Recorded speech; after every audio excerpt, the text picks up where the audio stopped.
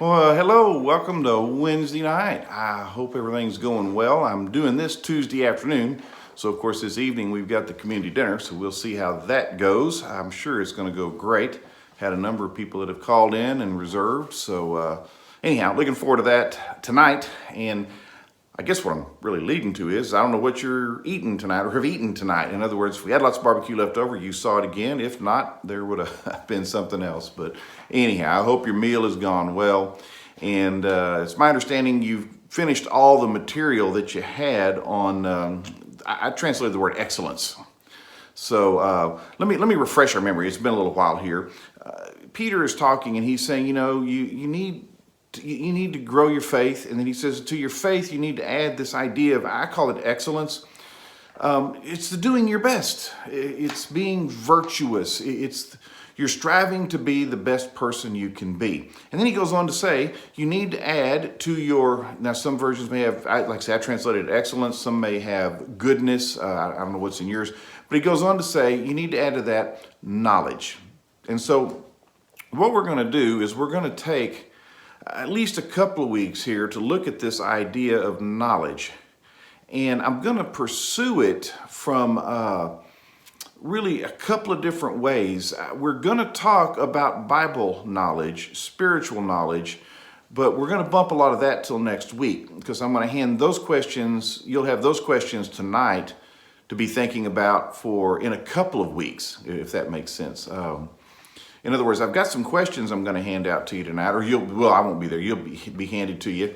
And you can start looking at those and thinking about them. But I really think one of the things that could help each other here as we, look at these questions and discuss these things is if you could have some responses to some of these things I'm going to talk about today or tonight. And then talk about those among yourselves. I think we can learn a lot from each other. But okay, so you need to add to your goodness or your excellence knowledge. And I don't know if there's a sequence here in what Peter's doing or not. There may be, there may not be. And it's not really clear cut. But there seems to be a sense here in which there maybe could be some sequencing going on. You start with faith, which is just, all right, I'm going to trust. I'm going to trust, okay? And then you make the commitment to, I'm going to do my best. And the reason then you need to bring knowledge into this is that if you don't have knowledge, you're just going to make all kinds of mistakes. There are right ways about doing things and there are wrong ways of doing things. And you need to learn what those are. There are the right things to think about and there are the wrong things to think about. There are the right people to associate yourself with. So there are the wrong people to associate yourself with. There are rights and there are wrongs, and you need knowledge to uncover and understand and make sense of those. So that's what we're going to be exploring tonight. But again, we're going to be putting off for 2 weeks. You'll have those questions tonight, but that's for a couple of weeks later, and you're going to have some questions tonight also that I'll give you that are for discussion next week. And I don't know if I'm being real clear here. What you're going to talk about first is not necessarily Bible knowledge. That's going to come in 2 weeks, and we're going to look at people in Scripture with Bible knowledge, okay? Now, what we're doing tonight is we're going to talk about knowledge in general. So, in other words, if you're looking at this sheet, we will talk about Bible knowledge in a moment. That'll be in a couple of weeks. But who is one of the most knowledgeable people you have ever known, okay? Tell about this person and give an example of that. So, who have you known in your life that was really knowledgeable, okay? And in other words, and again, we're not looking spiritually yet. I'm wanting to get us into this idea of what is it about knowledge that we seem to struggle with? And I think if we can look at it from an everyday perspective thing, then we can start applying it spiritually, okay? But I can remember years ago, this was back in our days when we were in Huntsville, there was a man there. There were some people from the church that would come up every Thursday to our campus center and they would fix lunch for students, faculty, staff. They charged like $2 for lunch. It was a nice little home-cooked meal. It was just really great time to get together and visit. And so one of the volunteers was this retired fellow. He was a retired engineer. Just very, not just intelligent in terms of just native intelligence and smartness, he had a lot of knowledge. He had a fascinating career.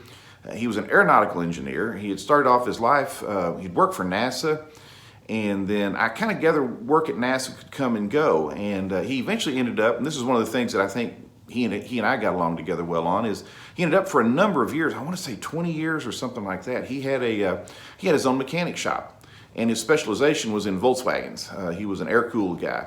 And it was just fascinating to go out to his place and look at all the tooling that he had and the supply. He was an interesting fellow.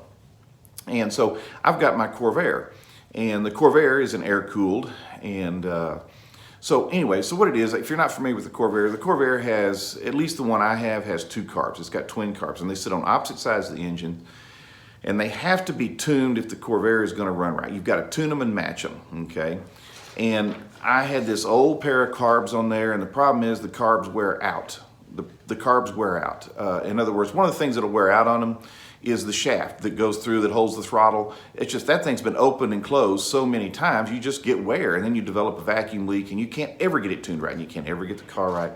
So I went through this company that specializes in Corvairs, and I bought a set of rebuilt carbs from them. But these are the carbs where they bore it out, they put bronze liners in, they run the shaft. In other words, it's kind of supposed to be like new type of thing. And so I bought two of these, paid the money for it, just had it done by them. They know what they're doing. They shipped them to me. I put them on the car. I follow the book exactly. I get them all tuned the way they're supposed to be.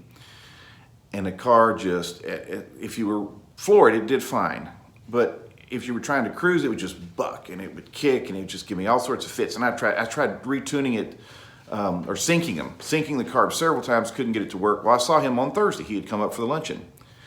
And I said, his name was True Cousins. And I said, True, this is what I've got going. He said, oh, okay, here's what you do. He said, you take the carb apart, there's this Venturi cluster, you take that Venturi cluster off. And he said, if you'll look down this particular passage, you're probably gonna see a piece of trash. I said, really? He said, yeah, that's it. So I got home that night and I got lucky. The first carb I took off was the problem carb. You didn't know which one was the problem carb, but I got lucky on this one. I pulled it off. You got a 50-50 chance, right? So I pulled it off, and I took the top of the carb off, and I pulled that Venturi cluster, and sure enough, there was a little piece of trash. And you could, I mean, I don't want to blame the guys that rebuilt it. They really are a good organization. They're trying hard to keep Corvairs on the road and all that, but in their rebuilding, they didn't keep a very tiny piece of trash down this little Venturi tube. And he told me, he said, when you find that, take a very thin wire and just push it out. And I did it, and I pushed it out, and put the carb back together, put it back on, resync the carbs, car ran like a dream, you know? All I had to do was briefly describe my problem to him, and he was able to fix it. And I've learned that one of the things I'm driving at here is that we need these kind of people in our life that can help us. We also need these kind of people in our life spiritually, and that's what we'll deal with in a couple of weeks. But I want to give this example of what I spent all these hours doing, trying to figure out and resyncing and not getting it right. He said, you got a piece of trash in this Venturi tube. And that was it. That's all it took. It was tiny, but it fixed the car. So think about that. Talk about it next week. Who is somebody you've known that is knowledgeable, and how have they helped you by being able to probably in a few minutes share some knowledge with you that just dramatically made a difference in your life, okay? And then I got to thinking, answer this question. How has knowledge helped you in life? Share, again, I'm looking at these things to share examples. I'm trying to avoid us going, yep, knowledge has helped me in life. And we just go, yep. No, but how has it helped? In other words, okay, again, I'll just come back to this. One of the things that helped me, I grew up with my dad, okay, obviously, but we just fixed everything. That was just the way it was. We just fixed stuff. And so I gained some mechanical knowledge. And actually, he's an electrician, I gained some electrical knowledge. And that has come in handy to me time and time again in life, to just have that knowledge, to be able to fix something on my own, and to be able to take care of things, to do stuff in a different type of way. I remember at college at UT Arlington, I took a course called business law. And that has helped me through life, because I don't mean I'm a lawyer, but it gave me kind of some principles of how law works in the United States. And there have been some times and situations where I've either said to myself, no, that's not right, and I was right.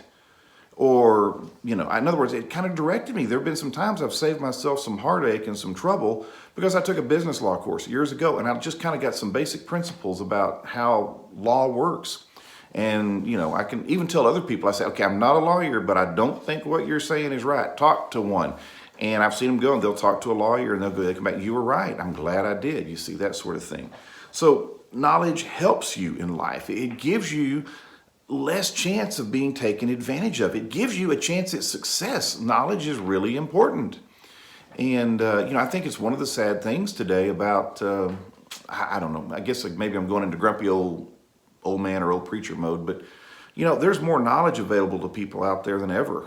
There is so much you can learn if you want to, and a lot of it's free. I mean, the internet, for all of its bad things, there's a lot of good out there. There's so much knowledge.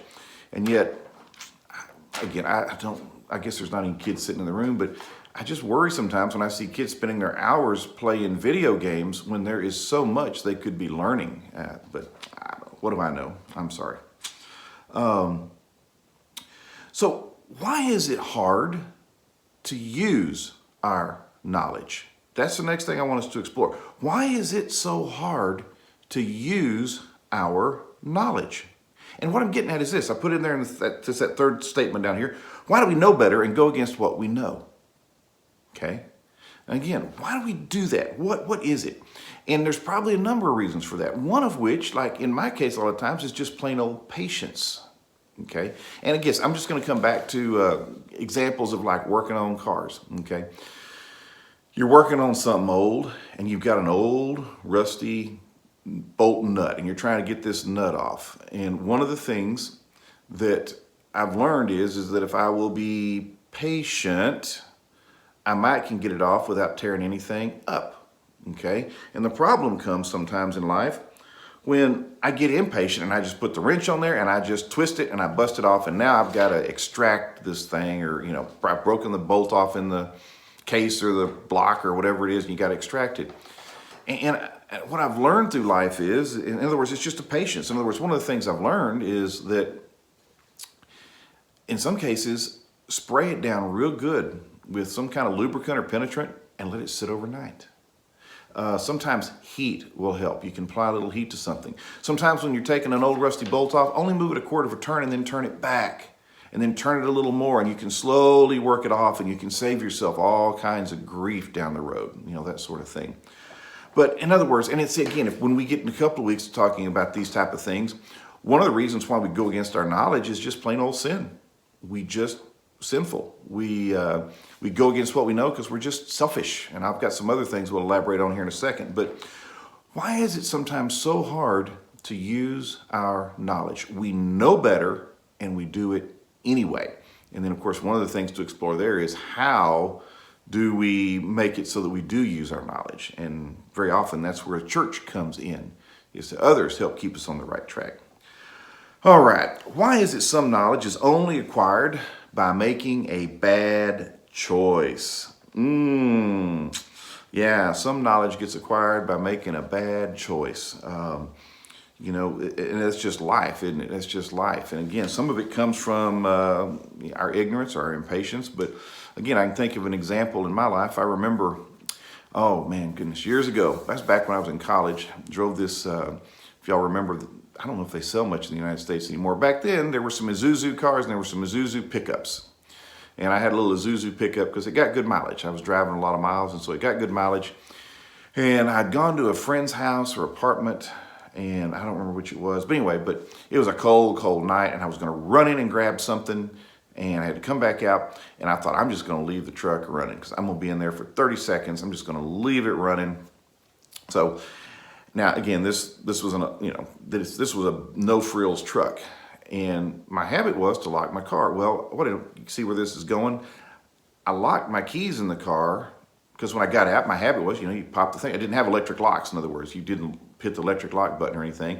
You'd get out, you'd pop the lock down, and it was one of those that was smooth. You couldn't get a coat hanger on it. And it was one of those, if you pull the door handle out, that doesn't pop it up. Anyway, so I locked my keys in my car. Not only are my keys locked in my car, they're locked in my car running. They're locked in the car running. Oh.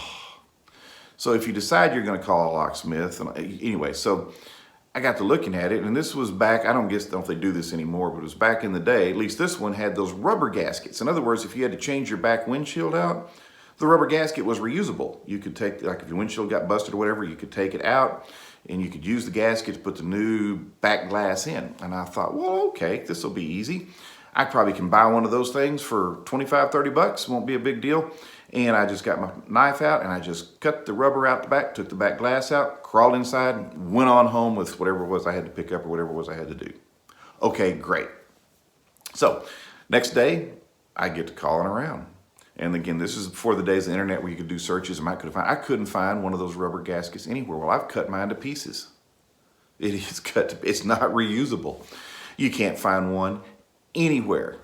For the life of me, I can't find one anywhere. So had to go without a back glass for a while. That wasn't much fun, but finally ended up having to go to a junkyard and finally found another little Isuzu pickup. And that was the other problem with Isuzus. There just weren't a lot of them.